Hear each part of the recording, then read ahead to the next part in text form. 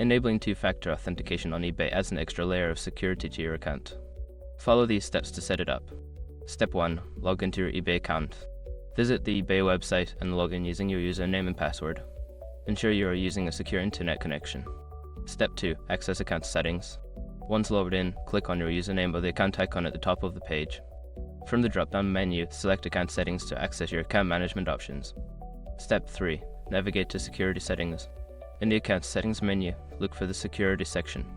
Click on it to find options related to your account's security features, including two-factor authentication. Step 4. Enable two-factor authentication. Find the option for two-factor authentication and click on it. You will be prompted to choose your preferred method for receiving the authentication code, such as via SMS or an authentication app. Follow the on-screen instructions to complete the setup. Step 5. Confirm and save changes. After enabling two-factor authentication, you may need to verify your phone number or app setup. Make sure to save any changes you made to ensure that two-factor authentication is active on your account. By following these steps, you can enhance the security of your eBay account with two-factor authentication. Always remember to keep your contact information updated to avoid any issues with receiving authentication codes.